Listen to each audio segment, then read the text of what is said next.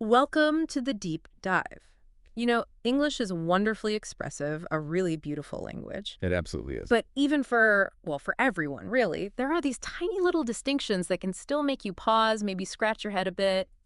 Those subtle points. Exactly. So today, we're going to try and unravel one of those classic ones, the difference between which and that. Ah, yes. Which versus that. A common point of confusion.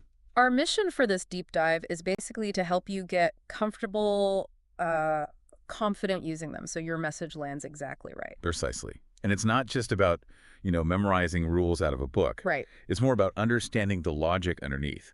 Sort of like the architectural blueprints of a sentence. Okay, blueprints. I like that. Once you grasp that core idea, which and that become, much clearer. We'll break it down using two main concepts. Defining versus non-defining relative clauses. Defining versus non-defining. Huh? Okay, that still sounds a little bit grammar-y. Oh, yeah, no. But I have a feeling you can make it super clear.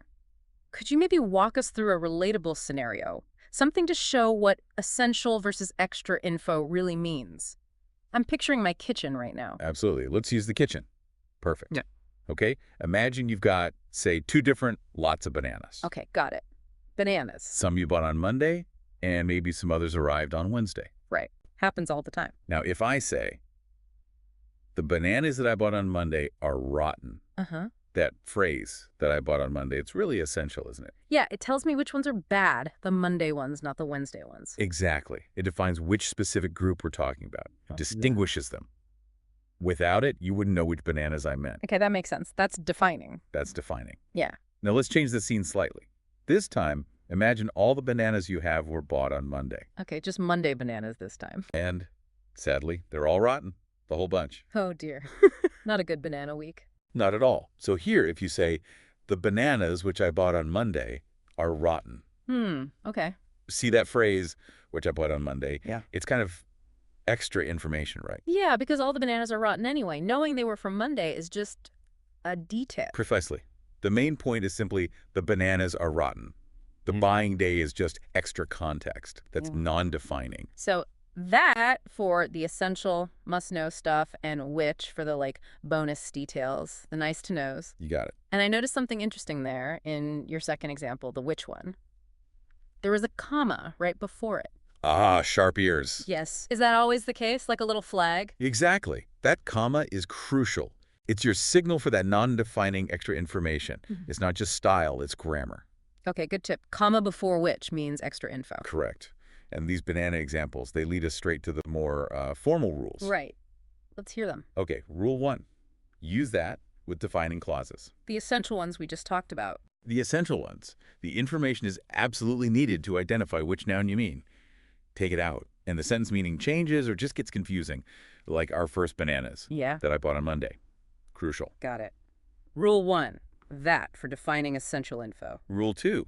Use which with non-defining clauses. The extra details, the bonus info. Exactly. Information that's supplemental. The sentence works perfectly fine without it. And, like you spotted, always use a comma before which in these cases. The comma signal. That comma signals the aside, the extra bit. Think about these book examples, too. This is the book that I want to buy. Okay, that I want to buy tells me which specific book. Essential, defining. Precisely. But compare it to, this book which I bought recently is very good. Ah, okay. The main point is this book is very good. The fact I bought it recently is just extra, non-defining. And there's the comma again? You see it now. The comma and which work together there.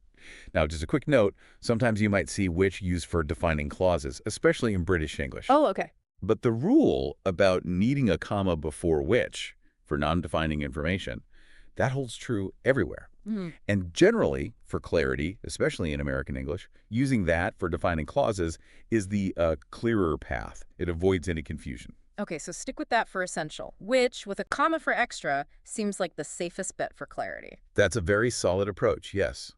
It adds precision. So for you listening, getting this right, knowing when to use which versus that, it might seem small, but it really does boost the clarity of your message. It absolutely does. It's about making sure you're saying exactly what you intend to say, No room for misunderstanding. Well said. And that actually brings up a little challenge for you, the listener. Ooh. Now that you're tuned into this difference, try to actively notice which and that when you're reading or listening, maybe in articles, other podcasts, conversations. Just pay attention to how they're used. Exactly. Pause for a second and ask yourself, okay, is this information essential? Does it define the noun? Or is it just extra detail? Like a little mental check. Defining or non-defining? Precisely.